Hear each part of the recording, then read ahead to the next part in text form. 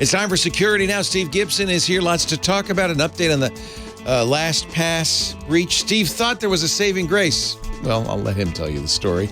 Norton LifeLock says it saved you from something. But what, really? And a look at Rust and how it's helping Google make Chrome safer. All of that and more coming up next on Security Now. Podcasts you love. From people you trust. This is TWiT. This is Security Now with Steve Gibson, episode 906, recorded Tuesday, January 17th, 2023. The Rule of Two. Security Now is brought to you by Plex, the premier cybersecurity reporting and collaboration platform. With Plex, you'll streamline the full workflow from testing to reporting to remediation. Visit plextrack.com/twit to claim your free month of the Plex platform today. And by Warden. Get the password manager that offers a robust and cost-effective solution that can drastically increase your chances of staying safe online. Get started with a free trial of Teams or Enterprise plan, or get started for free across all devices as an individual user at bitwarden.com/twit. And by Barracuda. Barracuda has identified 13 types of email threats and how cyber criminals use them every day. Phishing, conversation hacking, ransomware, plus 10 more tricks cyber criminals use to steal money from your company or personal information from your employees and customers. Get your free ebook at barracuda.com/securitynow. It's time for Security Now. I know you've been waiting all week for this. Steve Gibson's back. And guess what? We're not going to talk about LastPass this week. Hi, Steve. We actually are. Oh, no. Well, I'm sure there's some follow-up, but we have other stories. Yes, we do. We actually do. This is Security Now number 906 for the middle of what is this, January. And this week, as you said, Leo, we are back to answering some questions that you didn't even know were burning. First is the LastPass iteration count problem much less severe than we thought? Okay. Because they are doing additional PBK DF2 rounds at their end. Well, that would be nice to know. Wouldn't that be nice? What sort of breach has Norton LifeLock protected its users from? And have they? Oh, yeah, I saw that story. What did Chrome just do, which followed Microsoft and Firefox? And is the Chromium beginning to rust? Will Microsoft ever actually protect us from exploitation by old, known, vulnerable kernel drivers? What does it mean that real words almost never appear in random character strings? And what is Google's rule of two, and why does our entire future depend upon it? The answers to those questions and more will be revealed during this next gripping episode of Security Now. Now that's a tease, Steve. Congratulations. Golf clap. Very well done. I can't wait to find out all of the answers to those questions. There's some goodies. And a good picture of the week. Yes. But first, before we get underway, or I guess we're underway, but before we get full head of steam going, let's talk about our sponsor, the folks at Plex, your security team's secret weapon. Plex is the premier cybersecurity reporting and collaboration platform, and it really transforms the way cybersecurity gets done. You know, I expect that most enterprises have a cybersecurity team. Maybe you're even pretty sophisticated. You got a red team that's going out there and pen testing and looking for flaws. You got a blue team that does remediation. But red or blue or purple in between, you need Plex to help you get the job done. Are you ready to gain control of the tools that you use and the data that you get from those tools? Are you ready to build better, more actionable reports with less effort on your part? Are you ready to focus on the right remediation and make sure that remediation happens promptly? Are you working to mature we're doing questions for the ad. Steve, you started something here. Are you working to mature your security posture, but struggling to optimize efficiency and facilitate collaboration within your team? This is the solution for you. PlexTrack, Plextrac.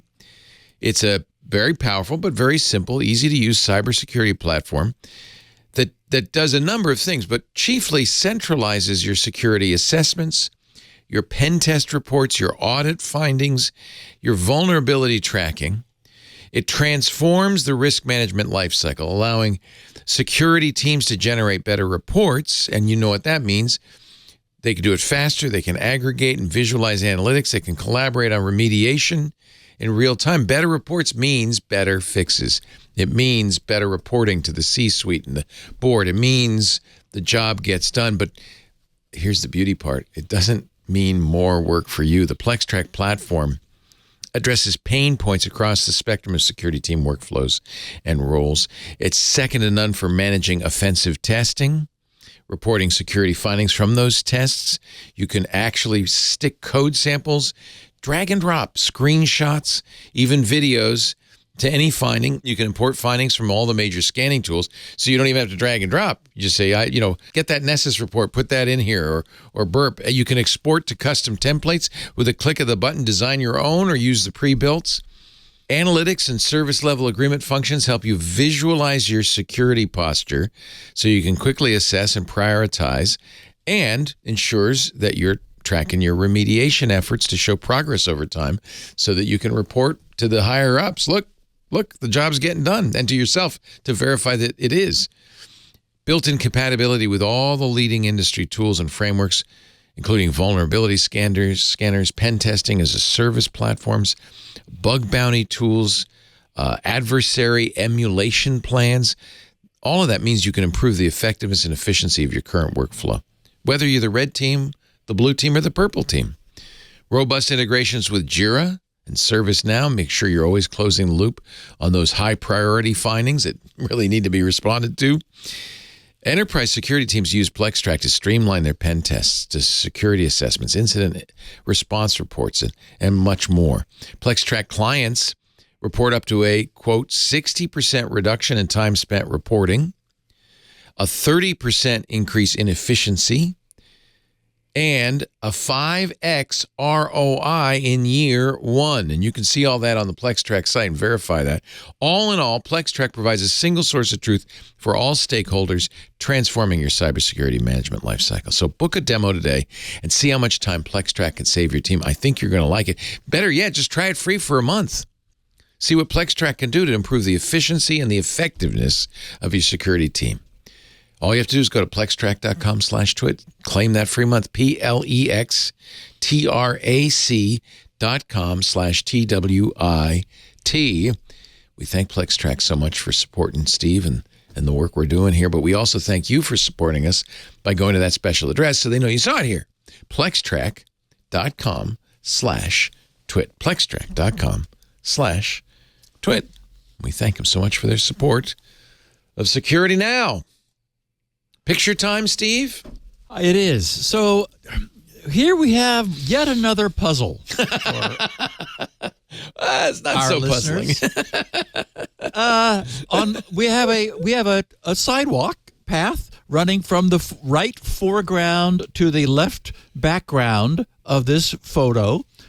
To one side is sort of a knoll covered with dried grassness, weedy sort of stuff.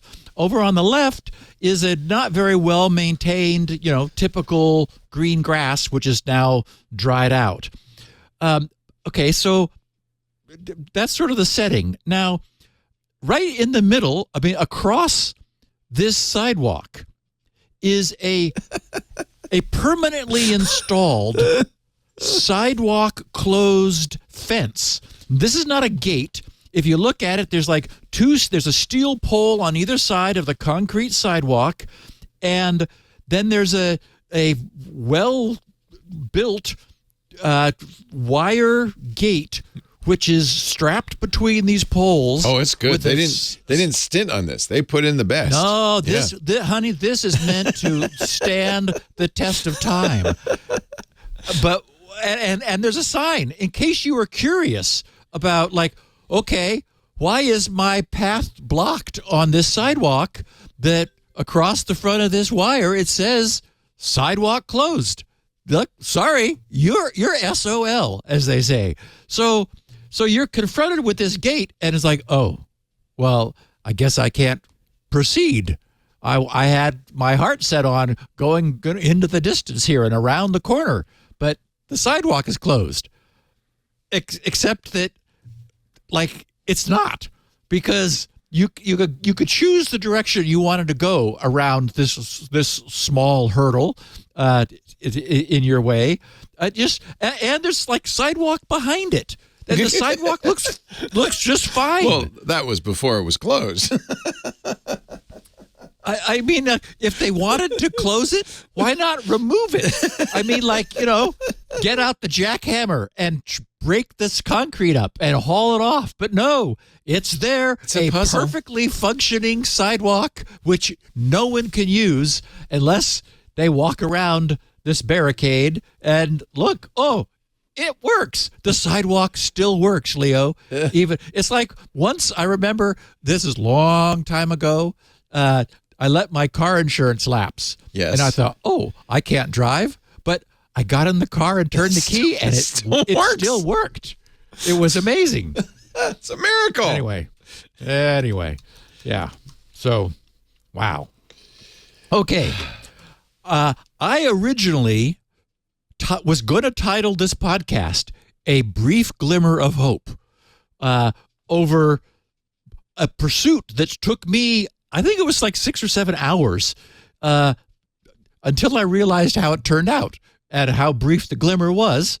But it's an interesting issue, and it could come up. It already had come up. So and I figured, since all LastPass users could use a bit of good news about now, I became excited when it appeared that things were not as bad as we thought last week. As we know, many users discovered that LastPass had never increased their client's local PBKF2 iteration count from its earlier setting of 5,000 or maybe 500, or in many cases, and they keep mounting, I've seen a lot more reports in the last week, as few as 1 iteration, which, of course, results in a trivial to bypass encryption of LastPass backups. Well, one of our listeners with a sharp memory by the name of Parker Stacy wrote with an important quote from a page on LastPass's website. The page Parker quoted is titled About Password Iterations. And most of this we already know, but there's an important line on this page from their website that was news to me. Okay, so in order for that important line to be understood in context, which is somewhat unclear, I'm going to share this short piece in its entirety. So this About Password Iterations on the LastPass site says, to increase the security of your master password, LastPass utilizes a stronger than typical version of password-based key derivation function, PBKDF2. At its most basic, PBKDF2 is a password strengthening algorithm that makes it difficult for a computer to check if any one password is the correct master password during a compromising attack. Right. They say LastPass utilizes the PBKDF2 function implemented with an SHA-256 to turn your master password into your encryption key. All this we know. LastPass performs a customizable number of rounds of the function to create the encryption key. Before a single additional round of PBKDF2 is done to create your login hash. Then they said the entire process is conducted client-side. The resulting login hash is what is communicated with LastPass. LastPass uses the hash to verify that you are entering the correct master password when logging into your account. Okay, this is the next line is what? They said, LastPass also performs a large number of rounds of PBKDF2 server-side. This implementation of PBKDF2 client-side and server-side ensures that the two pieces of your data, the part that's stored locally and the part that's stored online on LastPass servers, are thoroughly protected. But then said, by default, the number of password iterations that LastPass uses is 100,100 rounds. LastPass allows you to customize the number of rounds performed during the client-side encryption process in your account settings. Okay, so what? It's like LastPass also performs a large number of rounds of PBKDF2 server-side.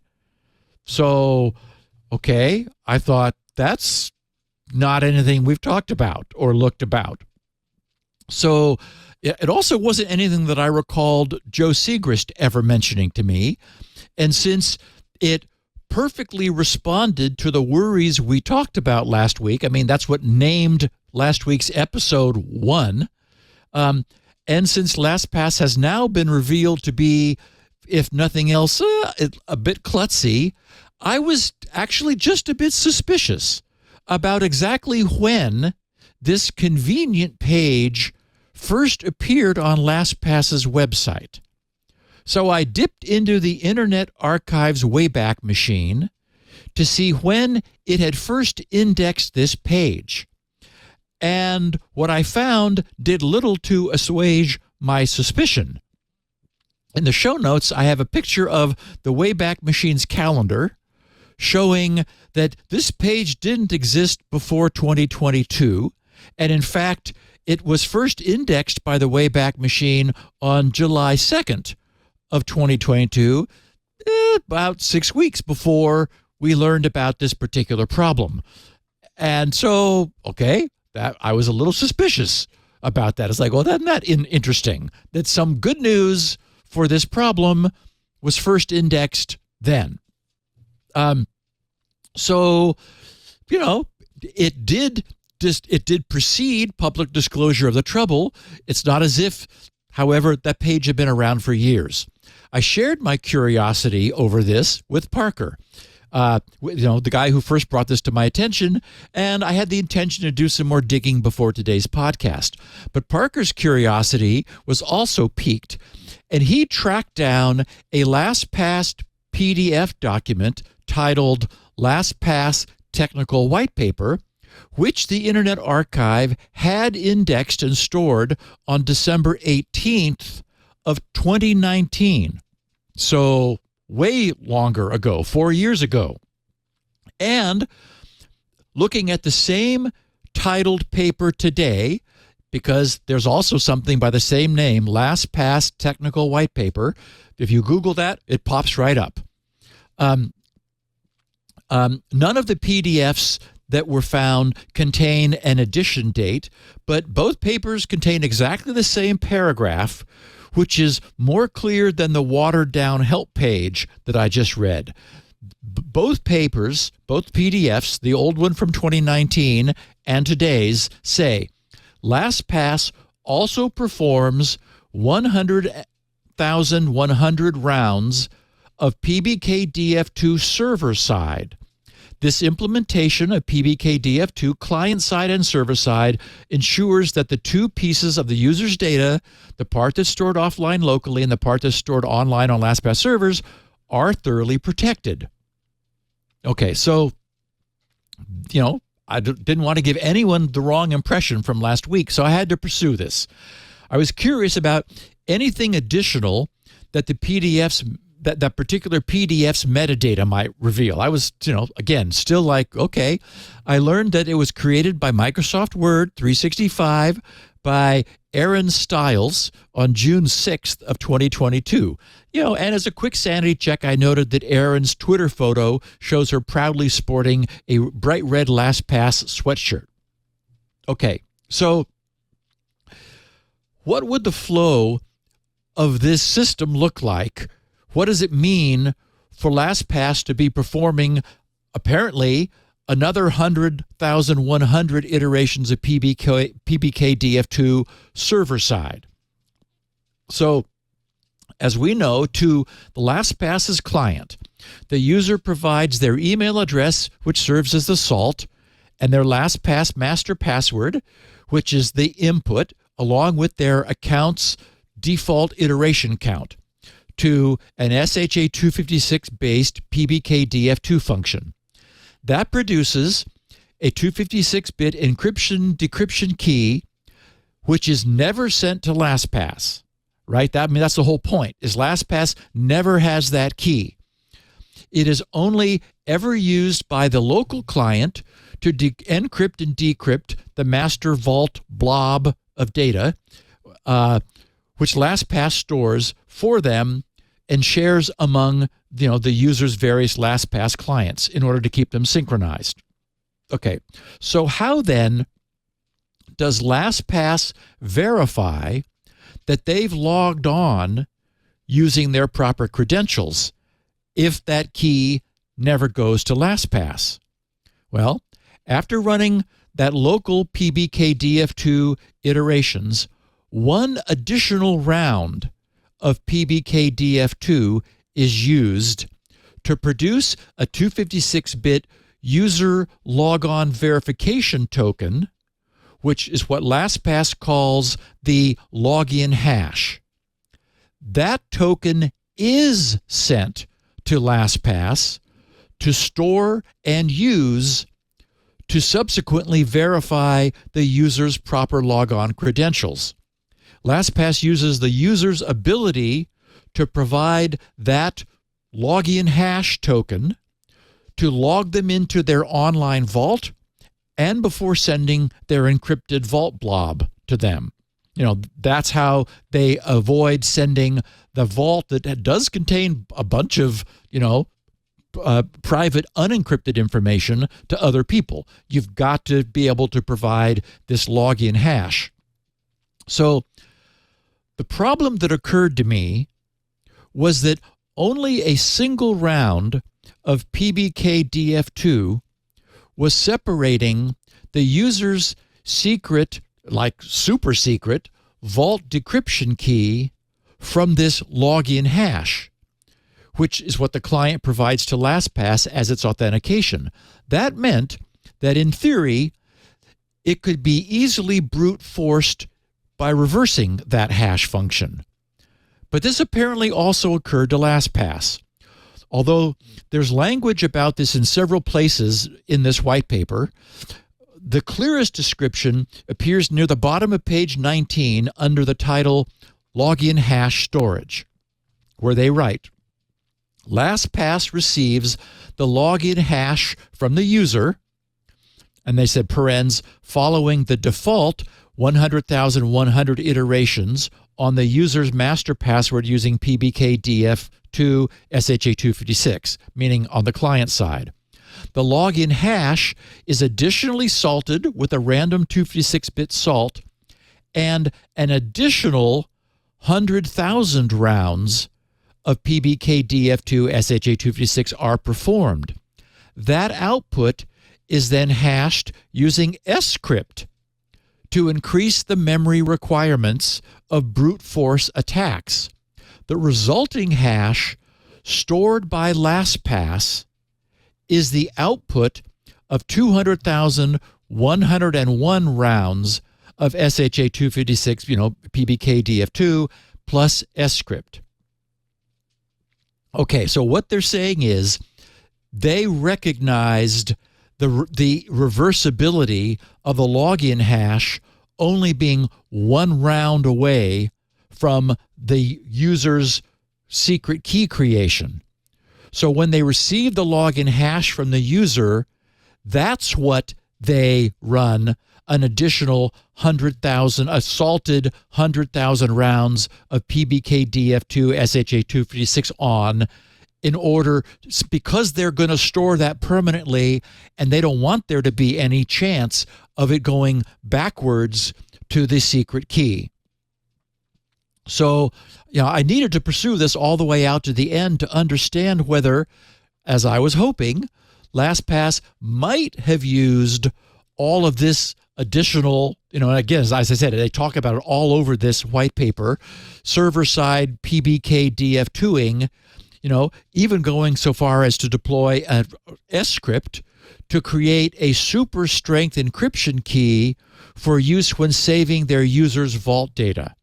But there was no sign of that anywhere in the white paper. So from my understanding, they're protecting it from a bad guy trying to log in as you. But if the bad guy's got the vault, it's independent of that. Is that right? Correct. That's exactly right. And you mentioned S-script, but I want to make it clear because the way you said it, there's no evidence they used S-script. They used PBKDF2, right? They didn't actually mention. they're saying they use both. Oh, good. But not on the right part. Well, correct. Exactly. So what they get from the client is they don't get the secret key ever, but they do one more round of PBKDF2 on the client, and the client sends them that, which they call the login hash. So that's their token that the client uses to verify the login. And since they're going to be storing that for the long term, they realized, this is not safe for us to store because it's only one PBKDF2 iteration away from the key. Right. So let's hash the crap out of this, and that's what we'll store. So anyway, my hopes were dashed. For a while I was thinking that they were doing something really cool, that they were going to take what they got from the user, hash the crap out of it, and then re-encrypt the vault under that next generation key, in which case people with an iteration of 1 on their client would still be have been protected. Yeah. Yes. But they're not protecting that vault. They're just protecting the login.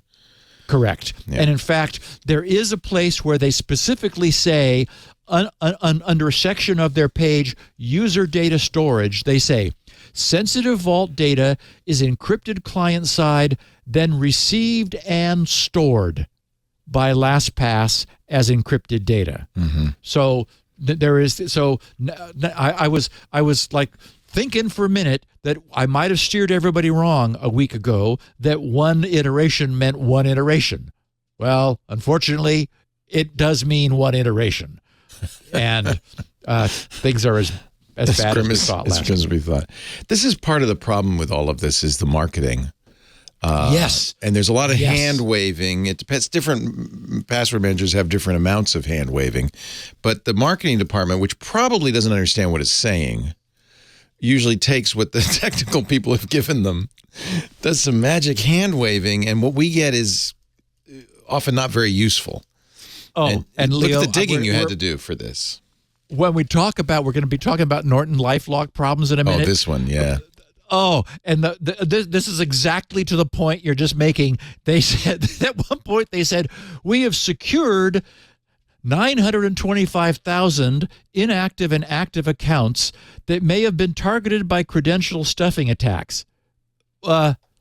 You secured them?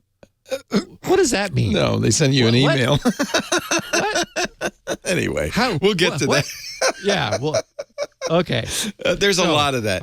In fact, we so much better. I'm trying to do the same thing. I'm not as knowledgeable or as adept at you, so I'm trying to filter through some of this marketing material too from other password managers to see what's going on. I do notice that when I rekeyed my Bitwarden vault, I gave it a new password. They said you can rekey it, you can regenerate a secret, but that's going to mean we have to do a bunch of stuff. It's going to take a little while. And make sure you log out everywhere, because once we do that, we could corrupt your data. You could corrupt your data if you haven't logged out, and we'll log you out, but just make sure we did successfully. What is that? Okay, that's a really good point. And it is a subtlety that I was deliberately skipping over just because I didn't want to really just boggle people's brains. Boggle us, Steve. Boggle us. There is the key that you use for decryption. Yeah. And there's the key that you use for decrypting the key. Okay. So all of this that we've been talking about in LastPass, for example, where you're doing this PBKDF2 to get a key, that key that you get isn't the actual decryption key for the vault. It's the key that decrypts the key. So there's a level of indirection there. And the reason that's done is that you're able to change your encryption key without having to rekey the vault. And thanks to that level of indirection, it's very much like if you had a password protecting a hard drive and you wanted to change the password. Well, if you actually change the key, you'd have to decrypt the whole hard drive and then re-encrypt the whole hard drive. Right. So instead, nobody does that. Right. You assume that the actual key was achieved through a very high entropy, pseudo-random, hopefully actually random, bit generator, and then that's the thing that's encrypted by the key that you use, and then decrypted when you want to use it. And so that's also what you were seeing with Bitwarden, where they said, well, we could actually rekey your vault. Yeah. Why, I don't know. I mean, I just thought I would just to see what happened. Then the other thing, good. A lot of people, no harm done. Then I think something a lot of people mention is that LastPass has an additional key that they generate that is stored, as I understand it, in the hardware or I think you mean 1Password? Did I say LastPass? I meant 1Password. Yeah. Yes. And in their Agile keychain, and it's actually you get it as a file that you store somewhere, and then you use as a secondary encryption.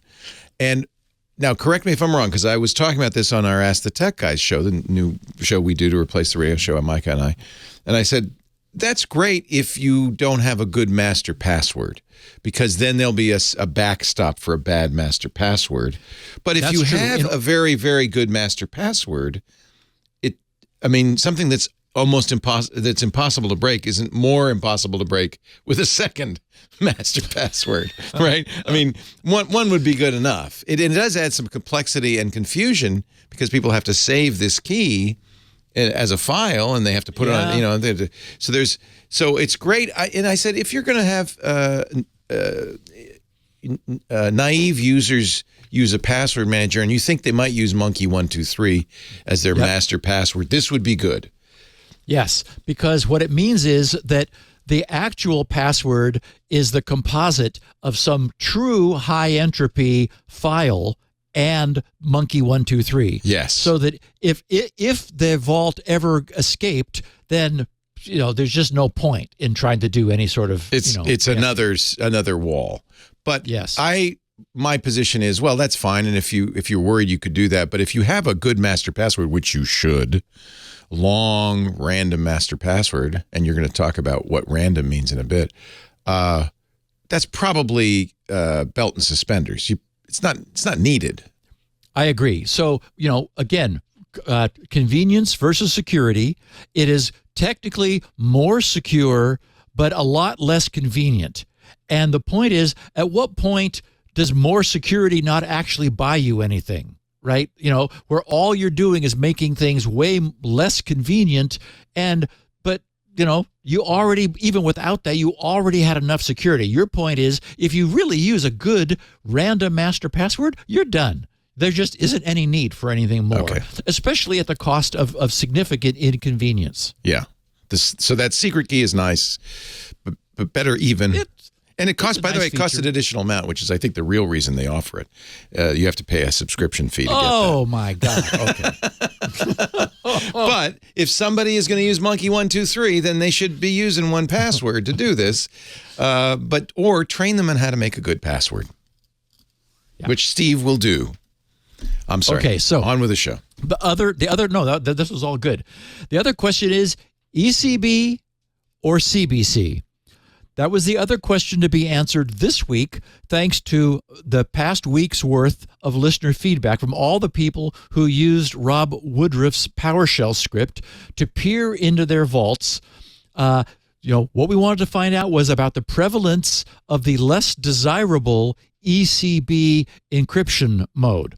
Well, one of our listeners provided a unique insight which simultaneously answered a question I had. Mark Jones, he tweeted, he said, "You requested updates on LastPass."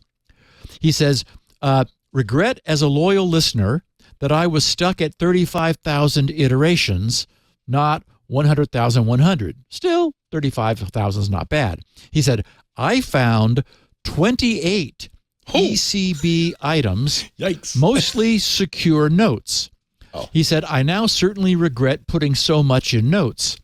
A couple of comments. He said, "Incrementing iterations," and he actually meant changing iterations, but okay, "changed all to CBC." He said, "It appears you're correct in asserting any changes get rid of ECB." That's good well, to know. I didn't assert that, so he's giving me credit for something I didn't say, but thanks. But this explains the mystery of why my own vault had no instances of ECB. I know that my vault contained a number of very old account credentials from the beginning of my use of LastPass, which would have never been updated, and which I therefore expected to find still encrypted in the original ECB mode. But what Mark observed was that simply changing his vault's iteration count, as a lot of us did, many of us did 5 years ago when we were covering this issue on the podcast, that gave our clients the opportunity to re-encrypt all of those older ECB mode entries in CBC mode. Good news. So that Good marked news. another mystery solved. Thank you. Yeah, because I've heard a lot of our listeners, I mean, you've heard many more, but I've heard a lot of them said, well, I didn't have any ECB stuff. But that would make sense. That's why. Yeah, because a lot of them were long time, like you and me, long-time users.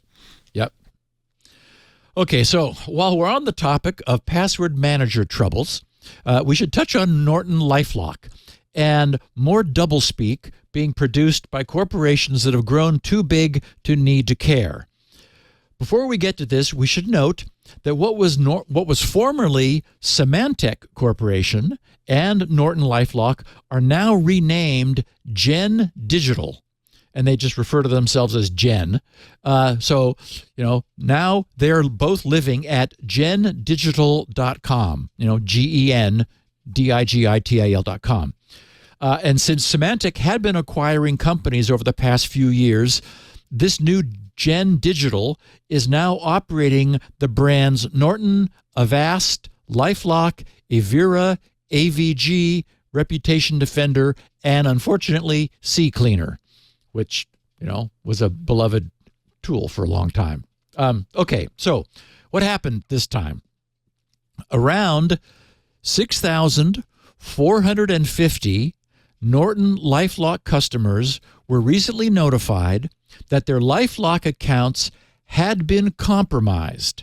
And by compromised, we mean that unknown malicious parties have somehow arranged to log into those 6,450 accounts, giving them full access to their users' password managers' stored data. Whoops. That's not good. In a notice to customers, Gen Digital, as I said, the recently renamed parent of this collection of companies, said that the likely culprit was a credential stuffing attack as opposed to a compromise of its systems. Now, this seems very odd since Gen Digital explained that by this, they meant that previously exposed or breached credentials were used to break into accounts on different sites and services that share the same passwords. But that wouldn't explain why there was apparently what appears to be a quite successful targeted attack against 6,450 of their users. If these were username and password credentials leaked and or somehow obtained from other unrelated site breaches elsewhere, how is it that they just happened to all be useful against 6,450 of LifeLock's account holders? That doesn't smell right. What I suspect actually happened is that LifeLock's web portal is or was lacking in brute force password guessing protection. In this day and age, it is no longer okay for a website to allow a fleet of bots to pound away on its login page at high speed, hoping to get lucky. Bleeping Computer also covered this news, and they posted a statement from Gen Digital spokesperson, which is the one I quoted, saying, quote, "We have secured 925,000 inactive and active accounts that may have been targeted by credential stuffing attacks." Okay, so wait, first of all, 925,000 accounts, and quote, "We have secured them." Does anyone know what that means? What does it mean? We have secured 925,000 inactive and active accounts that may have been targeted by credential stuffing attacks. Maybe they reset the password. Could it be? Oh my God, they could not have done a password reset on a million. No. I mean, it would be the end of life as we know it. So they probably just sent an email out. Oh my God. Yeah, maybe that's, we'd let everybody know that they might be hacked. So that we're going to call that securing the accounts. Oh Lord. Anyway, I guess whatever they did, it's much better than if they had not secured them. Okay. So since we're not actually offered any information, Leo, to your point, we don't get any these days, we just get corporate PR speak. It's necessary to read between the lines. So my guess would be that Gen Digital currently has 925,000 Norton LifeLock customers, or accounts at least, some inactive, they wandered off, and due to completely absent web portal security and a lack of monitoring, for some length of time, once bad guys realized that there was no security to stop them, a fleet of bots was programmed to assault Norton LifeLock's login page, guessing account credentials at high speed without limit. And as a result of this lack of security, that fleet of bots was able to successfully log in and compromise the accounts of 6,450 Norton LifeLock users. Gen Digital did admit that it had discovered that these intruders had compromised LifeLock accounts beginning on December 1st, 11 days before they're saying its systems, that is Gen Digital systems, finally detected a, quote, large volume, unquote, of failed logins to customer accounts. Well, that large volume would have been going on for weeks, right? But somehow they didn't see that. The red flag finally went up on December 12th when LifeLock became aware of it and presumably brought this attack to a halt. So I suppose that's what they meant when they said that they had secured those 925,000 active and inactive accounts. They basically halted an ongoing login attack after 6,450 successful logins and full account compromise of those customers. When I read this, I thought, it's a credential stuffing attack. I didn't realize that they were being able to brute force attack it. I just thought they were copying passwords from other breaches and trying them on LifeLock. When they say that they, on the 12th, a large volume of failed login attempts. But that could also be credential stuffing because you don't know who's reused passwords. So you might have a database of, 10 million. Oh, I completely agree. By brute force, I don't mean, start at 0000000. Yeah. I just mean let's try. Let's see if this password that we have works. Yeah. Right. Yeah. Let's ask Troy Hunt for his master list. Yes, that's right. We'll try them all. Yeah. So it's not in a way that would.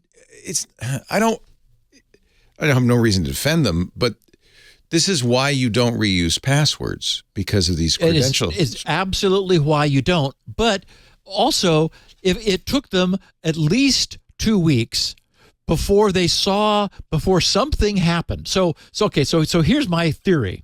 They're not saying how much earlier the attack was underway. So why 11 days from first successful compromise to first detection of an attack that had been ongoing for some time?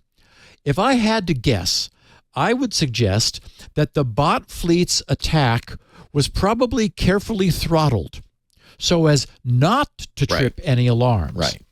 And that after some successful undetected logins, the bot fleet's operators may have started creeping its attack rate upward slowly. They got greedy. Yeah, exactly. Yeah. To see how much faster they could go. And, remember that before they were shut down, they'd successfully scored against 6,450 accounts. I mean, that's a lot of accounts. So, things have been going well for the attacking fleet up in, for like 11 days, at least from the first known compromise, and the truth be told, we don't even know that they actually ever were detected. We don't know that's what tripped the alarm and raised the red flag. Given that they have been, the bots have been stomping around within 6,450 of LifeLock's user accounts, I would be surprised if some user out of 6,450 didn't notice that something was amiss and contact Norton to report suspicious account activity. So it may have just been, the fact that they were tipped off by a victim and they thought, oh, what? Maybe we ought to go over and look at that web server. And it's like, oh my God. And then they, did whatever they said they did to secure all the accounts.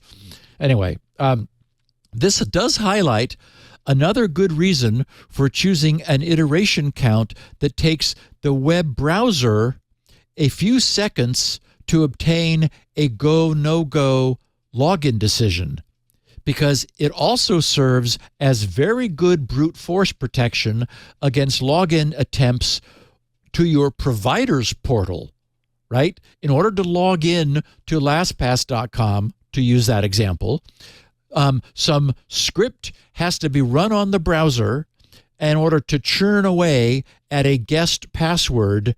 That length of time has to be spent in order to create a token to hand to LastPass to say, please log me in. So again, high iteration counts are just a all around protection for many types of problems. Okay, one last thing, then we'll take our second break. Chrome has followed Microsoft and Firefox. Remember the certificate authority Trust Core?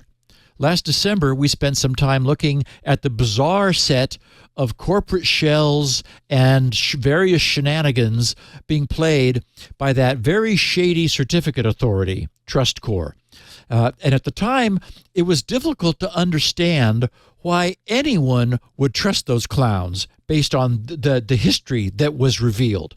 Remember that one of the corporate users of their certificates was a deep packet forensics entity that was found to be selling their TLS middle boxes to agencies of the U.S. federal government. And there was also that individual and private company that was also affiliated, who no one had ever heard of before, who had, for some reason, received that huge block of previously unused U.S. Department of Defense IPv4 allocation. There was something really fishy about this whole business. Anyway, finally, in response to a long dialogue with a company representative that convinced no one, Mozilla and Microsoft both marked TrustCore's root certs as untrusted, thus immediately revoking trust from any certificates that had been signed by those certificate authority certs. We're talking about this again because, as I said, Google and Chrome have now followed suit by removing TrustCore's CA certs from Android and Chrome's root stores. So it's pretty much game over for that group, and good riddance. As I've said, the responsibility, I've always been impressed that the browsers are so reticent and like really reluctant to pull trust from a CA. You've got to really be bad in order to have that happen. It's going to break a lot of things. That's why they don't want to do it. It's going to break everything that CA ever signed. Right. So they don't want the calls. It's expensive. Right. All of those tech support calls are expensive. I will do an ad. You will hydrate. We shall reconvene in moments. And we're going to learn whether Chromium is beginning to rust.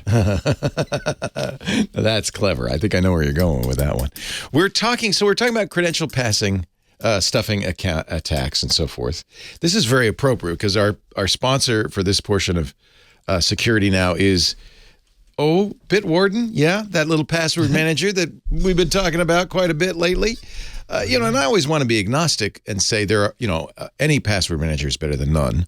But I am personally of the opinion, both Steve and I now use Bitwarden, I have for a couple of years now, that the best password manager does a lot of things that you want it to do. For one thing, Bitwarden's open source, and that is really great news. In fact, it's one of the things that means perhaps we're going to get an alternative to PBKDF2. Steve texted me a message from a listener, right? That I heard the yabba dabba do.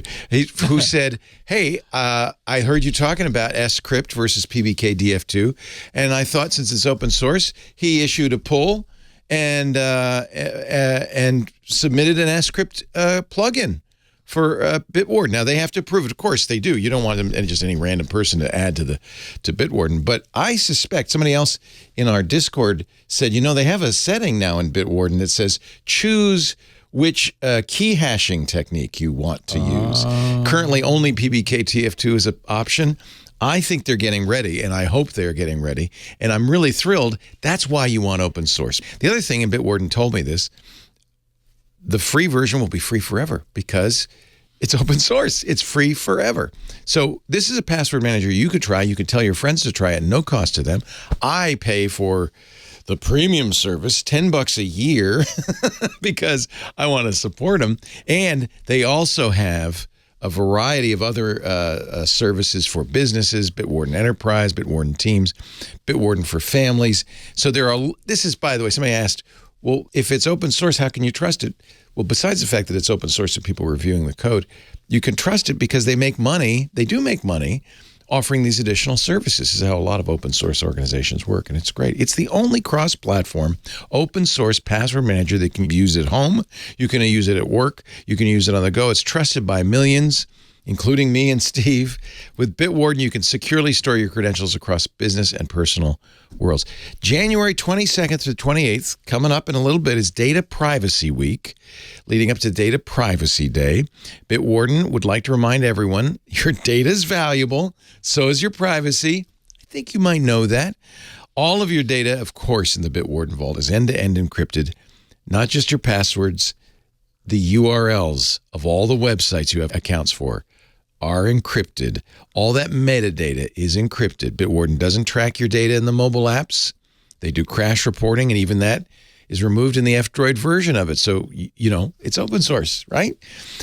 Anybody can review their library implementations at any time on GitHub, can review their privacy policies. If you're not technical, read at bitwarden.com/privacy and be assured they live up to that because they've got a higher standard, right? Protect your personal data and privacy with Bitwarden by adding security to your passwords. Oh, and there's one other thing. We were talking about credential stuffing. Well, that's when somebody reuses passwords. Shame on you if you do. But in order for credential stuffing to work, they also have to know your email. So with Bitwarden, I love this. You can create a masked email address that's different for every single login. So now a bad guy would not only have to know your password, maybe you reused it, you shouldn't, but maybe you did, but they'd also have to know that unique email. And you can do that with, they work side by side with Simple Login, a non-addy, Firefox Relay, our other sponsor, Fastmail, and now DuckDuckGo. So all of these are services that will create unique masked email addresses that are only used once, just like you only use your password once. That adds additional security. Of course, I use my YubiKey with Bitwarden. That's one of the reasons I pay for premium. So I know I have a very secure vault. Bitwarden is great for business too. Fully customizable, adapts to your business needs. Their Teams organization, that's the simplest one for smaller teams, $3 a month per user. Their enterprise organization plan, just $5 a month per user. You get, in addition to all the other features, the ability to share private data securely with coworkers across departments or in the entire company. Again, you can get a basic free account free for an unlimited number of passwords forever, guaranteed. You might say, well, others guaranteed it and they yanked it. Bitwarden can't. They're open source. If they did anything like that, people would go and say, well, look, okay, fine, we'll go use Leo Warden instead or whatever, right? Family organization, love this one. 6 users, premium features, $3.33 a month for the whole family. Bitwarden supports importing and migrating from many other programs, too. I could tell you, and I know Steve did this. In fact, he talked about how to do it. It's so simple to move from LastPass to Bitwarden. You just export, Bitwarden will read it, and Bob's your uncle, you're done. It's as simple as that. When I moved to Bitwarden, it took me minutes, and I have more than 4,000 saved passwords. The only thing, I mentioned this, I had to do is it doesn't transfer over, it's LastPass, doesn't export any binary data, pictures of passports or driver's license. So you just save those out and put them back into Bitwarden, and they're all in my Bitwarden now. At TWiT, as you know, at Security Now, we believe in password managers. How many times do we have to tell you? Bitwarden's the one I use. I recommend. It's the only open source cross-platform password manager you can use everywhere, at home, on the go, at your business. Trusted by millions of individuals, teams, and organizations worldwide. Get started with a free trial of a Teams or Enterprise plan, or get started for free across all devices as an individual at bitwarden.com/twit. And please do me a favor. We want to keep these guys as a sponsor forever, because I'll probably be plugging them for free. I might as well get paid for it. So please use that address so they know that you came to Bitwarden from us. Bitwarden.com/twit. They'll know it was Steve. Bitwarden.com/twit. I really don't even have to do an ad for Bitwarden. It just sells itself. But I want to remind you of all the great features Bitwarden has. And we were talking the other last week, and I made a completely new, very good, long, and I used password haystacks to pad it out, long password, and I rekeyed it, and I turned the PBKDF2 iterations up to 2 million, and I didn't need to do any of that, but it makes me feel a little bit better. Now, the one thing I still have to do is go through all my passwords and update them, because who knows how many were in my last Boy, pass. and that's one thing I heard from so many of our listeners is what a pain in the butt it is to change passwords. Well, and as you said last week, there should be a way to do this. There should be an API. There should be something, right? Yep. But there isn't. Yep. There's no standard way to do it. Okay, so Chromium is beginning to rust. Google's announcement and blog posting last Thursday is titled, "Supporting the Use of Rust in the Chromium Project." They wrote, "We are pleased to announce that moving forward, the Chromium project is going to support the use of third-party Rust libraries from C++ in Chromium. That is, libraries called from C++. To do so, we are now actively pursuing adding a production Rust toolchain to our build system. This will enable us to include Rust code in the Chrome binary within the next year. We're starting slow and setting clear expectations on what libraries we will consider once we're ready. Our goal in bringing Rust into Chromium is to provide a simpler and safer way to satisfy the rule of 2. And I actually skipped over the fact at the top of the show that is today's podcast title, The Rule of 2, which we'll be talking about here in a minute. So they said, our goal in bringing Rust into Chromium is to provide a simpler and safer way to satisfy the rule of 2, whatever that is, in order to speed up development. Less code to write, less design docs, less security review, and improve the security, meaning increasing the number of lines of code without memory safety bugs, decreasing the bug density of code of Chrome. And they said, and we believe that we can use third-party Rust libraries to work toward this goal. And they finished, Rust was developed by Mozilla specifically for use in writing a browser. So it's very fitting that Chromium would finally begin to rely on this technology too. Thank you, Mozilla, for your huge contribution to the systems software industry. Rust has been an incredible proof that we should be able to expect a language to provide safety while also being performant. And God, I hate that word, performant. I know. It just seems, it's like, is it Apple who talks about the learnings? No, Microsoft is learnings. Yeah, but Microsoft the whole is tech learnings. industry has its own vocabulary, and it's the business being vocabulary. Yeah. Anyway, everyone listening to this podcast has heard me lament that we're never going to get ahead of this beast of software flaws if we don't start doing things differently. You know, what was that definition of insanity? Anyway, it's great news that the Chromium project is taking this step. It will be a slow and very evolutionary move to have an increasing percentage of the Chromium code base written in Rust. But this is the way that effort and this eventuality gets started. You've got to start somewhere. So, and you may have noted, as I said, that Google's announcement mentioned this rule of two, which we'll be taking an in-depth look at here in a minute. But first, we have another instance of BYOVD, bring your own vulnerable driver. It was just in the news this past week. CrowdStrike documented their observation and interception of an e-crime. I haven't seen that term before. Now we have e-crime adversary, known variously as Scattered Spider, Roasted Octopus, and UNC 3944. For those who are not very imaginative, this leverages a combination of credential phishing and social engineering attacks to capture one-time password codes or to overwhelm their targets using that multi-factor authentication notification fatigue that we were talking about before, where they just finally say, okay, fine, I don't know why I'm being asked, but fine. And then, that lets the bad guys in. Once the bad guys have obtained access, the adversary avoids using unique malware, which might trip alarms. Instead, they favor the use of a wide range of legitimate remote management tools, which allows them to maintain persistent access inside their victims' networks. CrowdStrike's instrumentation detected a novel attempt by this adversary to deploy a malicious kernel driver through an old and very well-known 8-year-old vulnerability dating from 2015, which exists in the Intel Ethernet diagnostics driver for Windows.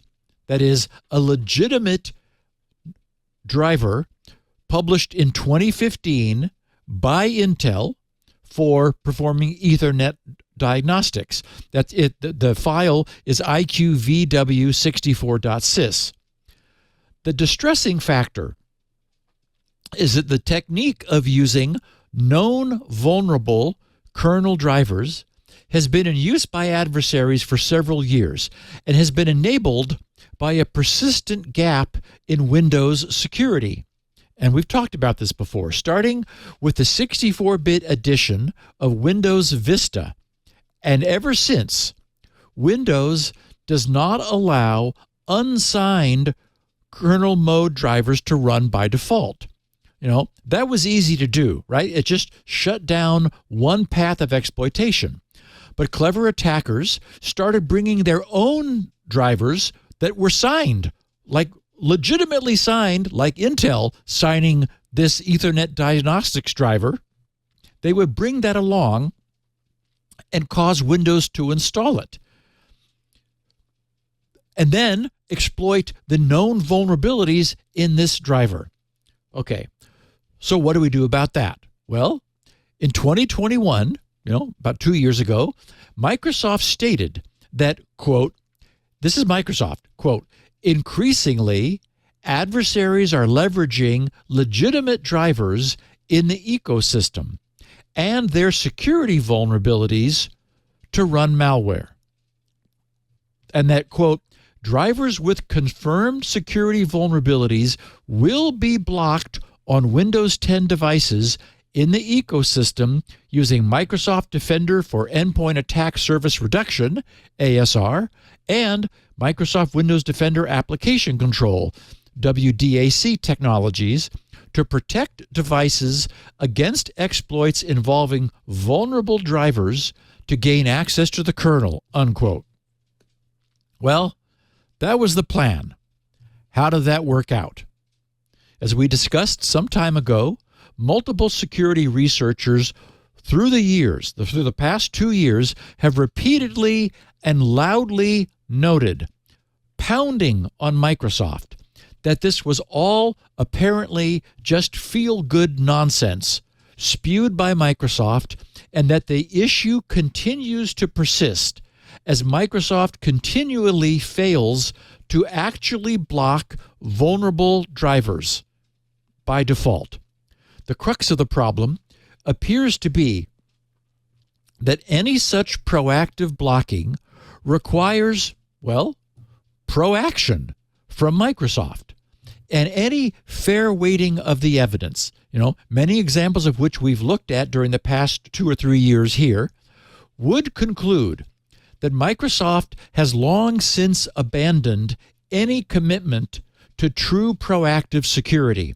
They no longer, find most of their own problems in Windows. They increasingly rely upon the good graces of outside security researchers, and even then, they drag their feet over implementing the required updates which have been handed to them by the security community. Okay, that said, though, being fair to Microsoft, there is a flip side to this. We know that the last thing Microsoft ever wants to do is deliberately break anything. Well, they have enough trouble with inadvertently breaking things, let alone doing so deliberately. So proactively blacklisting anything, especially something like a network driver that could potentially cut a machine off from its own network, well, that's the last thing that Microsoft would choose to do, assuming that a choice was being made in the first place.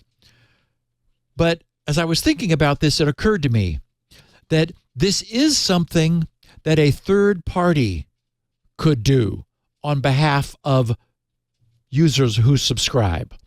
I'm bringing this back up again because, this was not supposed to happen.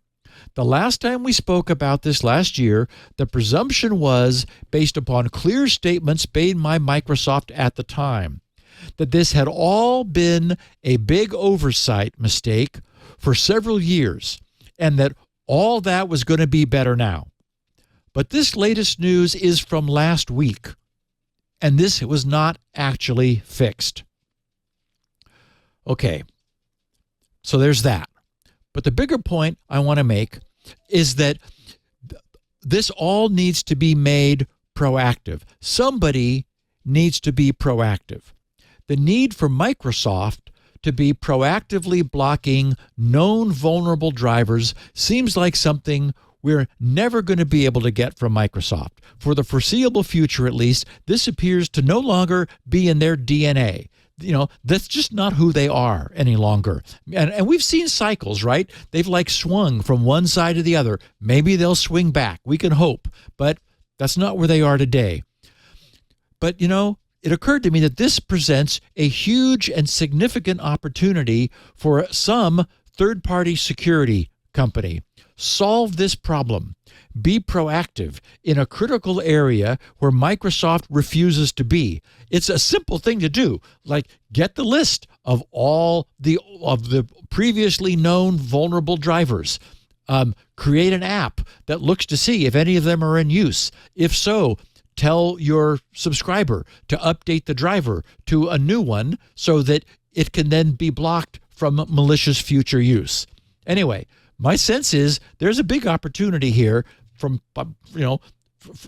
for someone to make themselves a lot of money by closing what is a persistent and gaping hole in Windows security. I hope somebody will do it. Okay, a piece of closing the loop feedback. My Twitter feed was so overwhelmed with feedback from last week's call for feedback that I was unable to reply to tweets as I usually try to do. So to everyone who tweeted, please accept my thanks for the feedback and my apology that I probably didn't reply. I know that replying is not required, but courtesy and chivalry are not dead here, as many of my regular Twitter correspondents know. I often reply when I can. But one public tweet caught my eye for its cleverness, which I wanted to share. Somebody tweeting as Mammalian tweeted at SGGRC, sometimes it is hard to picture just how many more random strings there are than English words. So try this, sort of a thought experiment.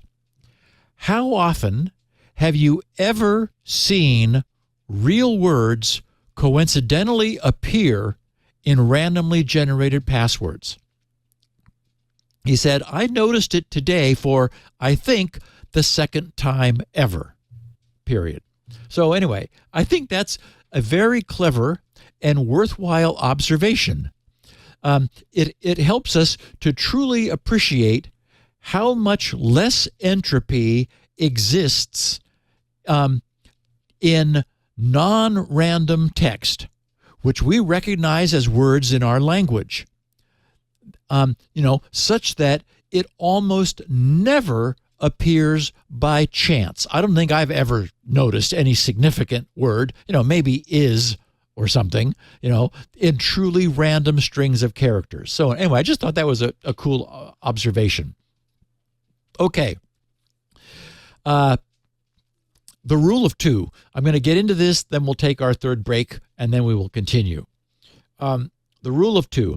In their posting about the adoption of Rust by Chrome, Google mentioned something they called the rule of two. In Google's official Chromium docs, they explain what this so-called rule of two is. They said, when you write code to parse, evaluate, or otherwise handle untrustworthy inputs from the internet, which they said is almost everything we do in a web browser, we like to follow a simple rule to make sure it's safe enough to do so.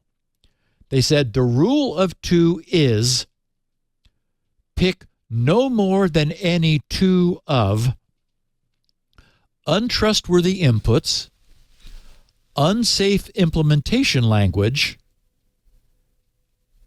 and high privilege.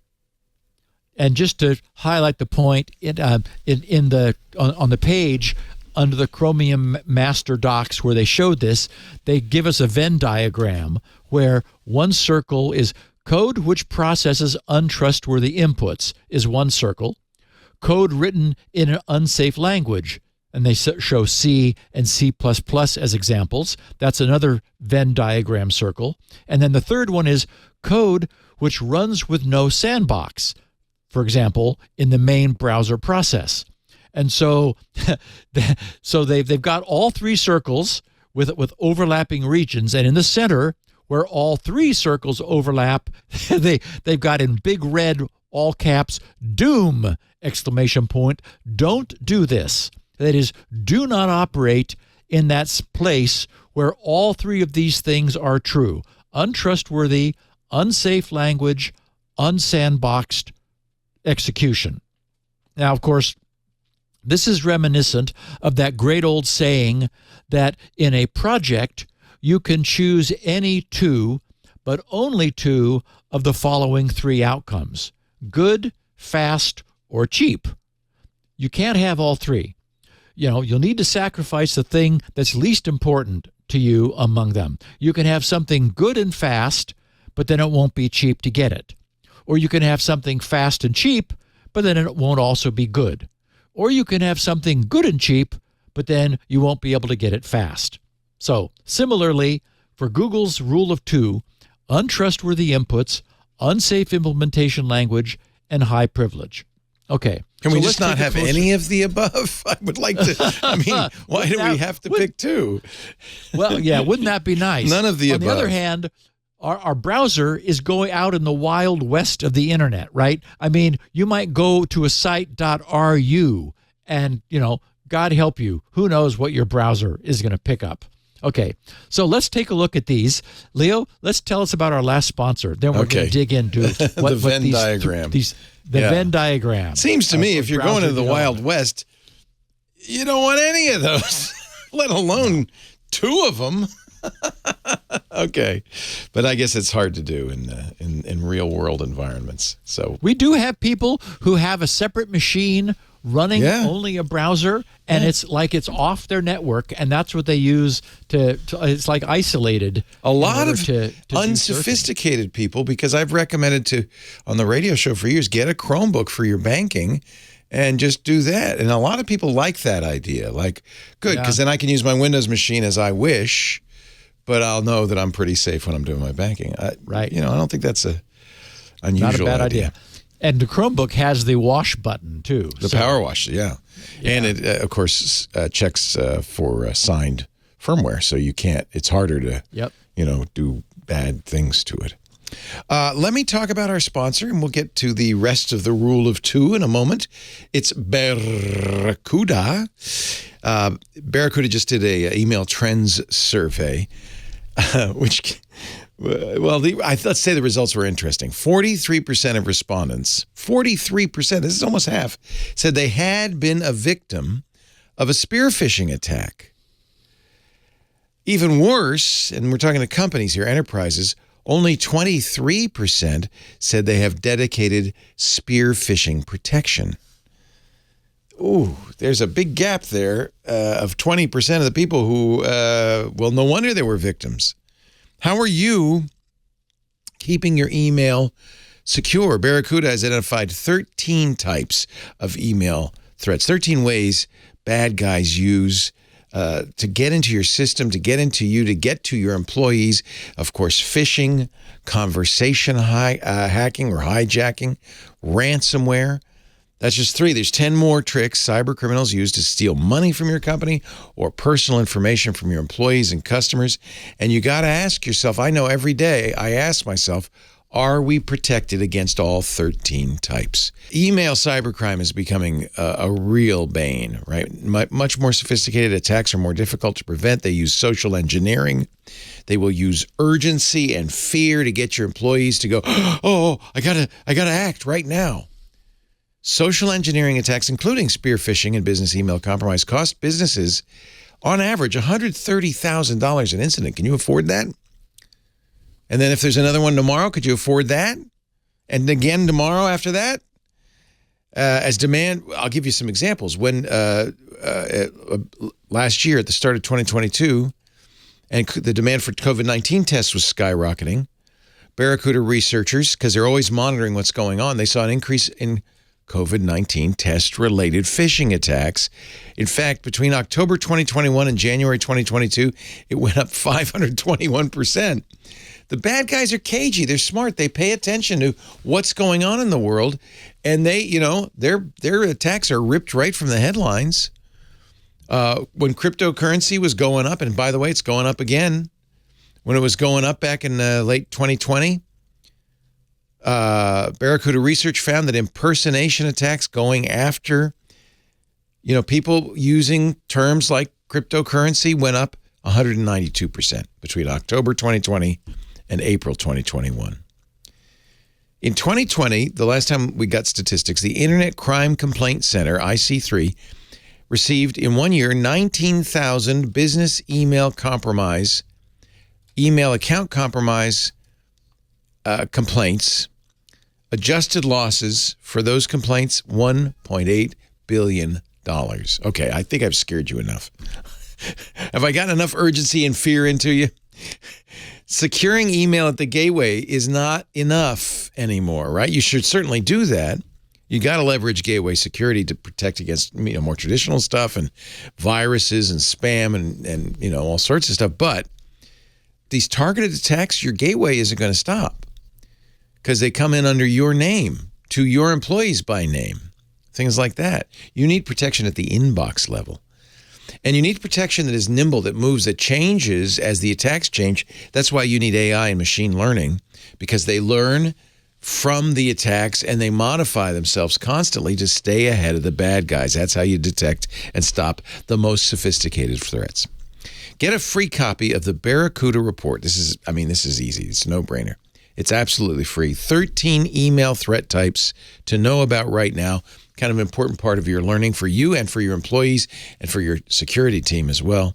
You'll see how cyber criminals are getting more and more sophisticated every day, and how you can build the best protection for your business and your data and your people using Barracuda.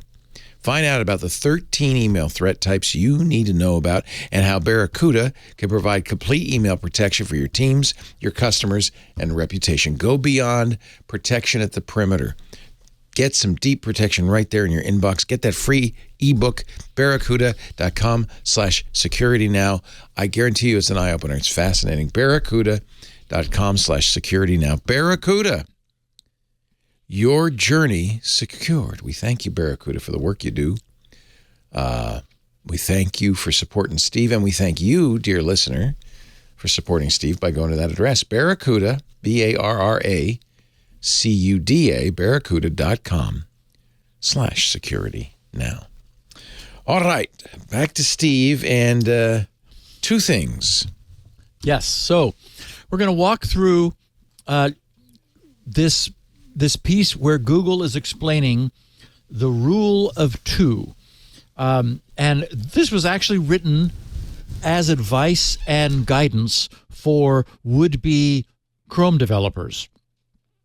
So Google explains, excuse me, when code that handles untrustworthy inputs at high privilege has bugs, so untrustworthy inputs at high privilege and bugs, the resulting vulnerabilities are typically of critical or high severity. They said, we'd love to reduce the severity of such bugs by reducing the amount of damage they can do, by lowering their privilege, avoiding the various types of memory corruption bugs by using a safe language, or reducing the likelihood that the input is malicious in the first place by asserting the trustworthiness of the source. So they said, for the purposes of this document, our main concern is reducing and hopefully ultimately eliminating bugs that arise due to memory unsafety.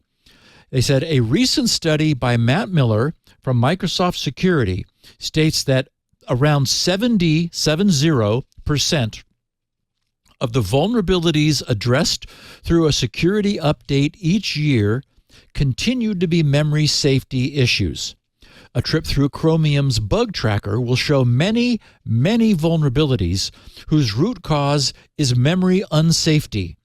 They said, as of March 2019, only about 5 out of 130 public critical severity bugs are not obviously due to memory corruption.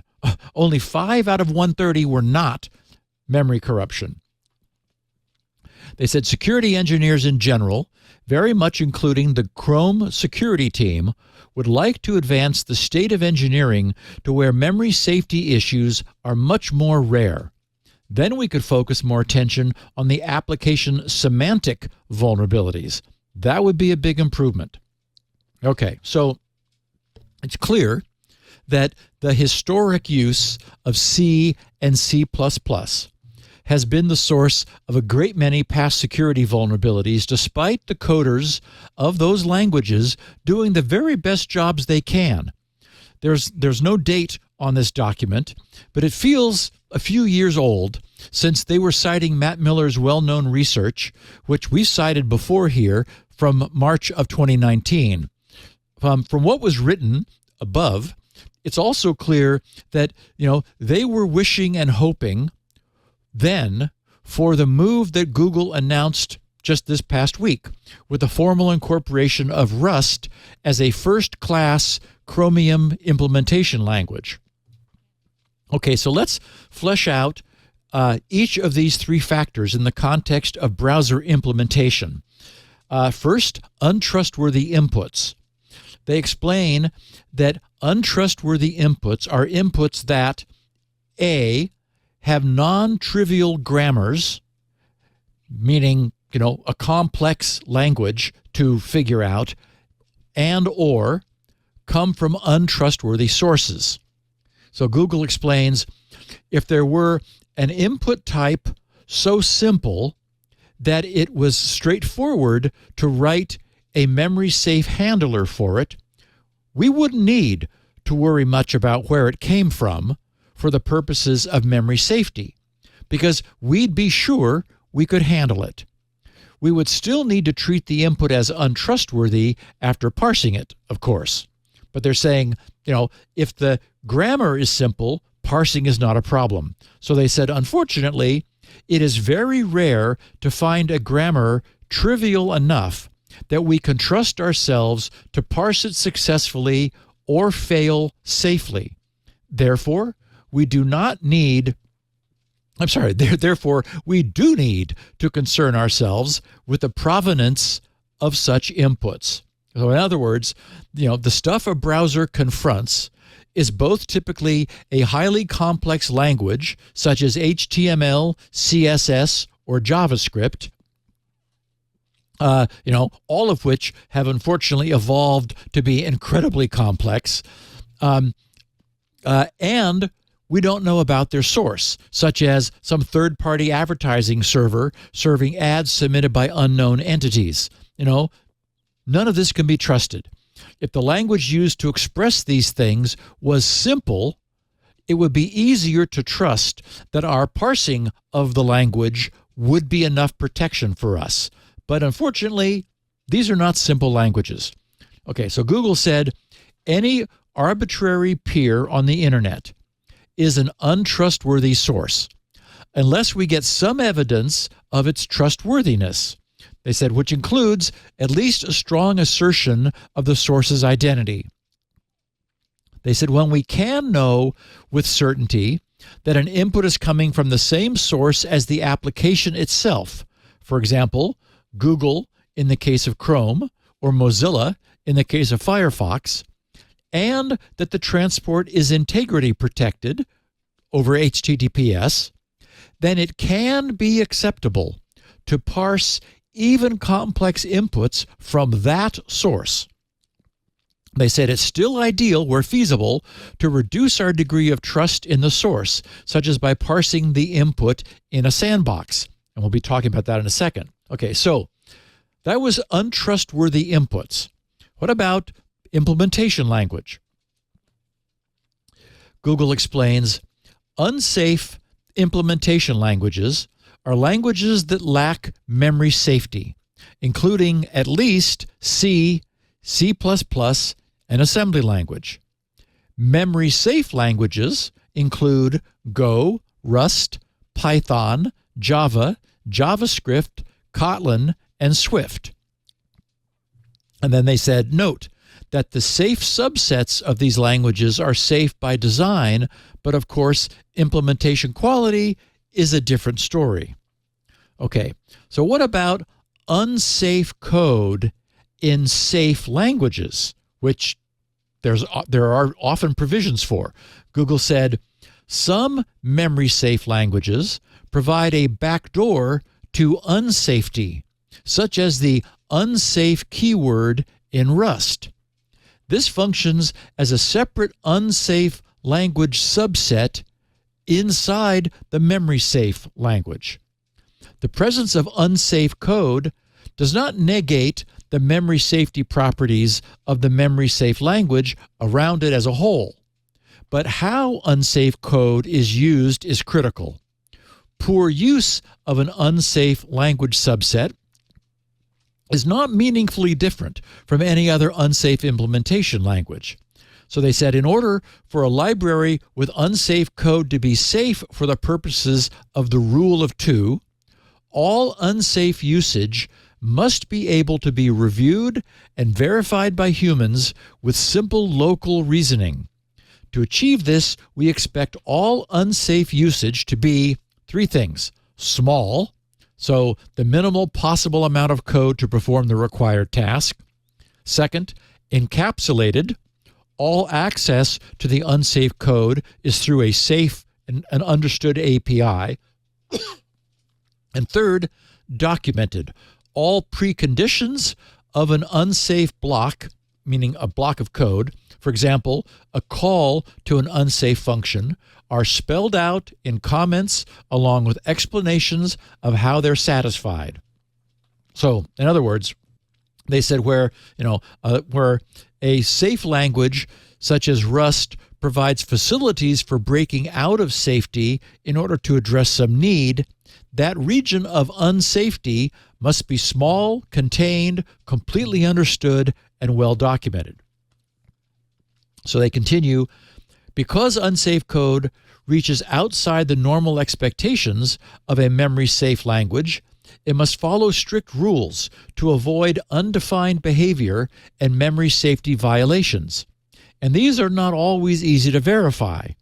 A careful review by one or more experts in the unsafe language subset is required.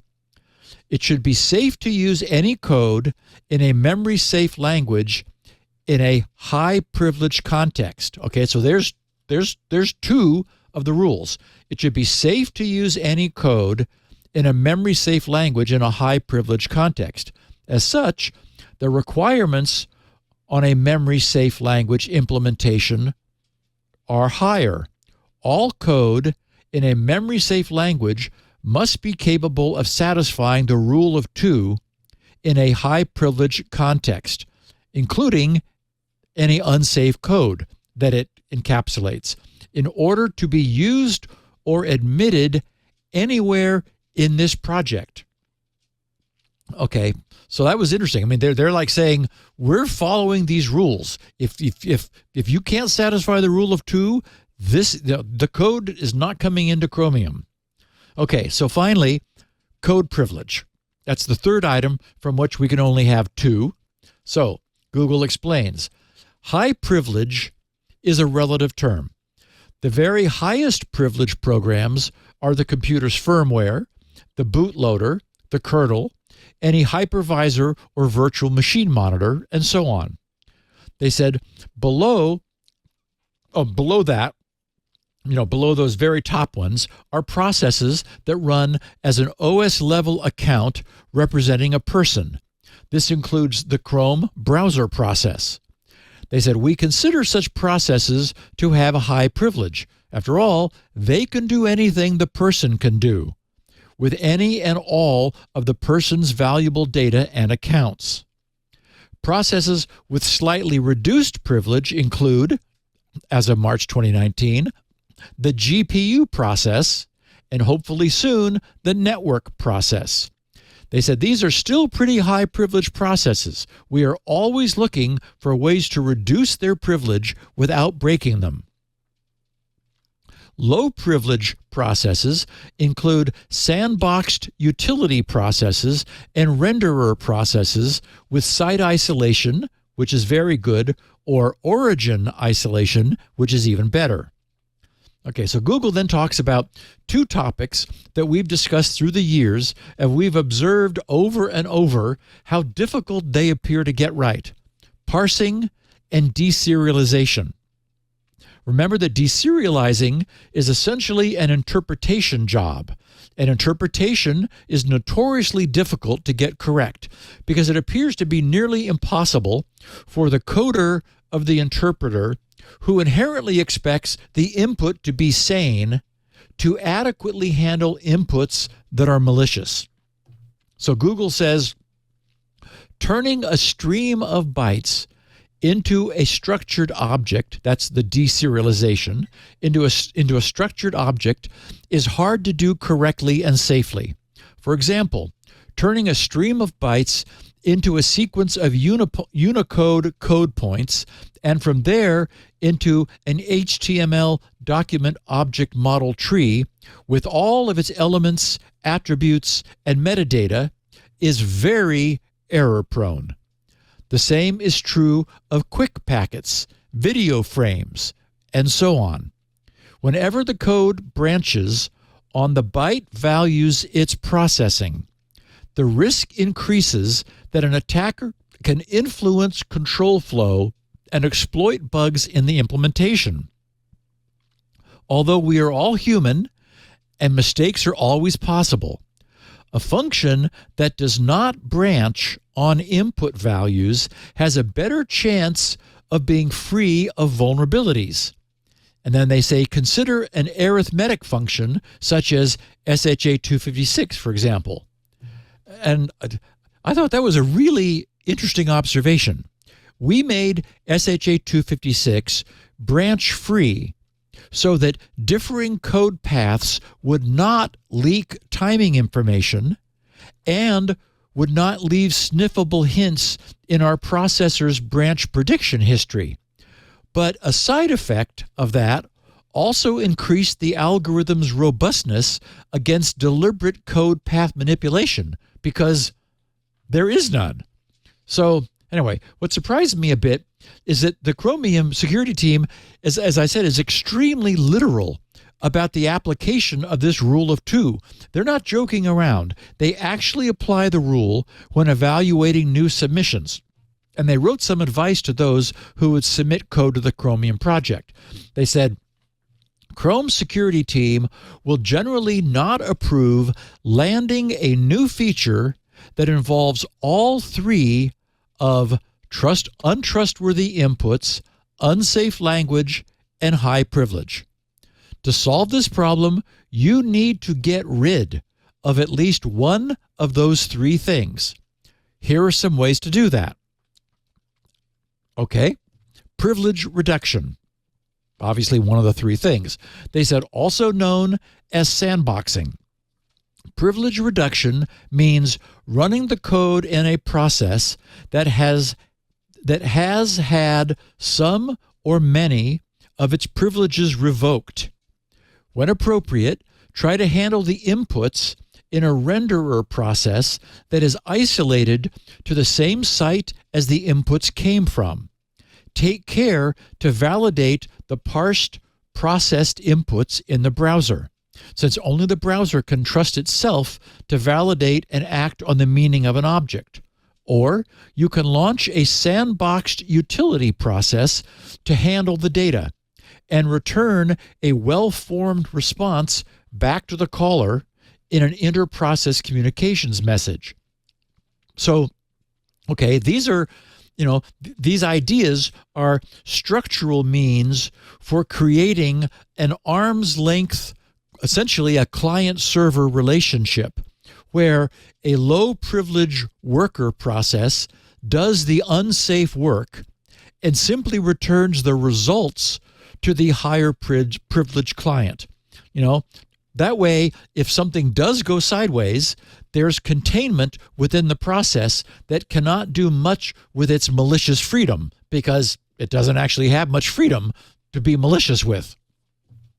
As for verifying the trustworthiness of a source, they say that if the developer can be sure that the input comes from a trustworthy source, so not overly attempting to be malicious, it can be okay to parse and evaluate it at high privilege in an unsafe language, even though that seems scary.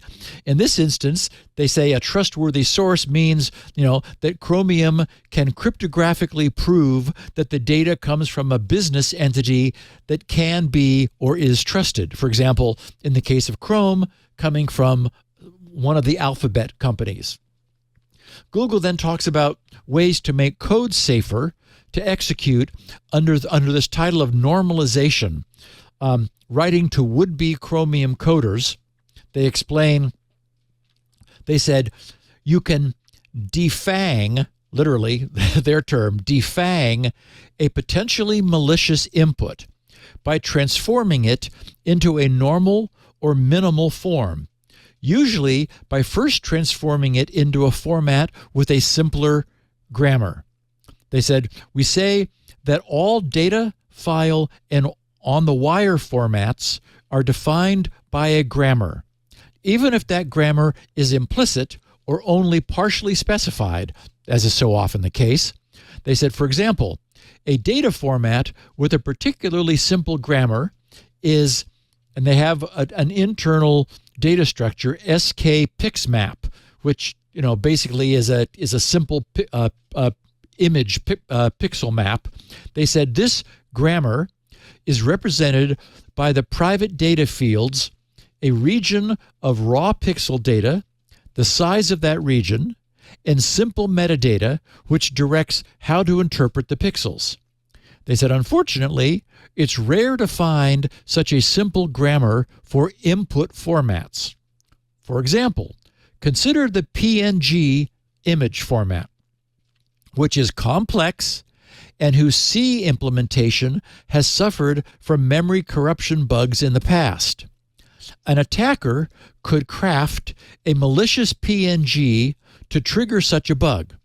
But if you first transform the image into a format that doesn't have PNG's complexity, in a low privilege process, of course, the malicious nature of the PNG should be eliminated. Basically, defanged, as they said, or purified, and then be safe for parsing at a higher privilege level. Even if the attacker manages to compromise the low-level process with a malicious PNG, the high-privilege process will only parse the compromised process's output with a simple, plausibly safe parser. If that parse is successful, the higher privilege process can then optionally further transform it into normalized minimal form, such as to save space. Otherwise, the parse can fail safely without memory corruption. So they said, for example, it should be safe enough to convert a PNG into this SK bitmap in a sandboxed process, and then send the SK bitmap to a higher privilege process via an inter-process communication.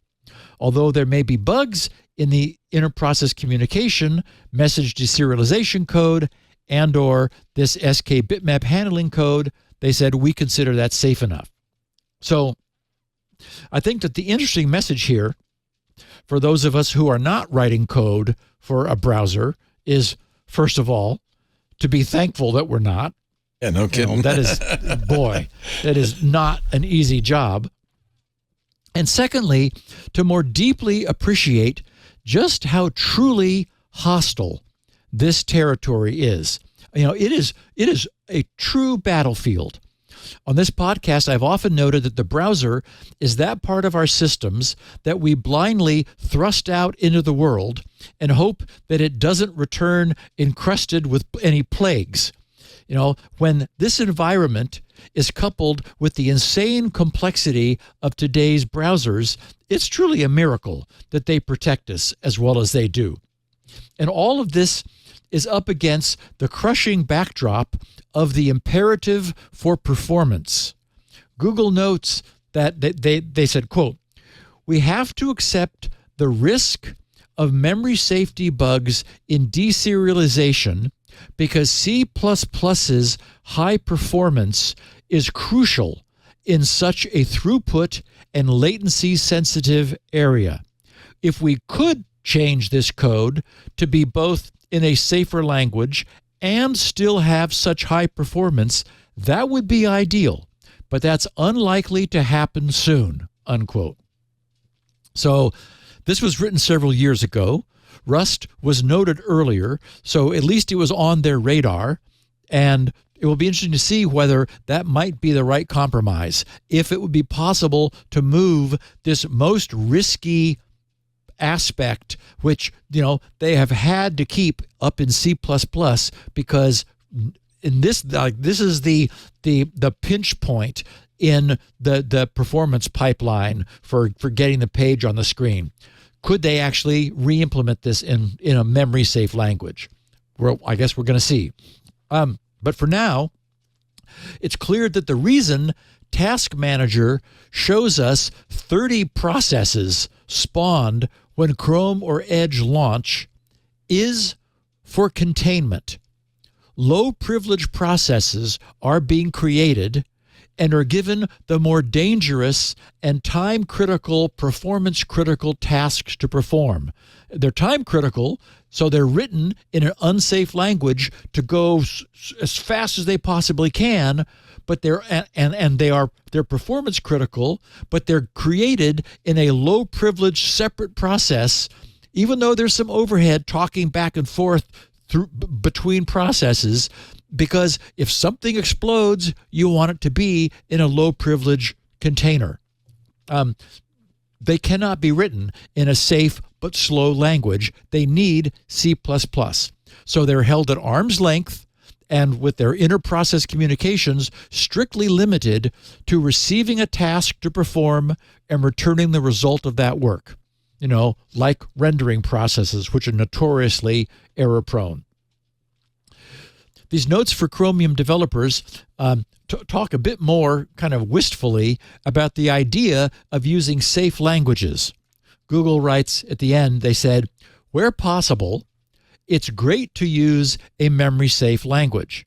Of the currently approved set of implementation languages in Chromium, the most likely candidates are Java on Android only, Swift on iOS only, and JavaScript or WebAssembly.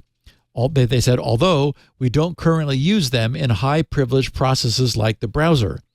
Okay, so meaning that JavaScript and WebAssembly are currently only being used in browser web pages and in browser extensions. They said, one can imagine Kotlin on Android too, although it is not currently used in Chromium. Some of us on the security team aspire to get more of Chromium in safer languages, and you may be able to help with our experiments. And of course, we know from their announcement last week, Rust has made that move.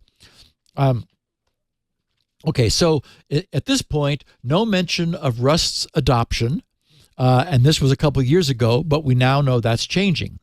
This interesting discussion and guidance for would-be Chromium developers concludes by noting that all of this is aspirational, and that unfortunately, even this does not reflect Chromium's current state. Under the final heading of existing code that violates the rule, they write, we still have code that violates this rule. For example, Chrome's Omnibox, that the single URL and search box up at the top of the UI, still parses JSON in the browser process. Additionally, the networking process on Windows is at present unsandboxed by default, though there is ongoing work to change that default. Okay, so we're seeing an evolution across our industry. Web browsers have become so capable that they're now able to host full applications. That has enabled the relocation of those applications from our local desktop to the cloud, and a redefinition of the customer from an owner to a tenant.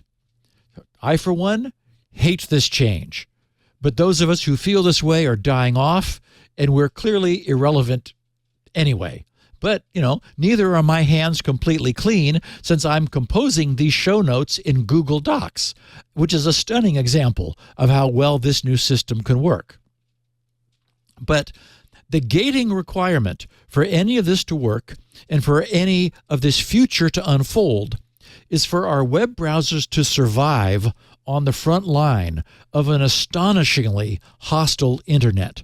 No one who's been following this podcast for the past few years could have any doubt of the open hostility that today's web browsers face every time they suck down another page loaded with unknown code of unknown provenance containing pointers to other pages of code with the need to go get, load, and run that code too. I mean, it just makes you shudder. So I'm very glad that Google's security team is thinking about the problems they're facing, that they take mitigations such as this rule of two as seriously as they do, and that they're finally beginning to migrate to the use of safer languages, which I'll note was made possible by Mozilla pioneering this wonderful Rust development language. Is that, do you think, the only one they could use, or it's the best, or have you even thought about that at all? I mean, I know you use assembly. It may be Mozilla's influence. You know, they, even though they seem like competitors, there's a lot of cross-pollination between Chromium and Firefox. Yeah. Very cool. Yeah. And everything we hear about Rust says that it is a serious implementation language. I mean, like a systems level implementation language. Yeah. It's a really interesting language. Yeah.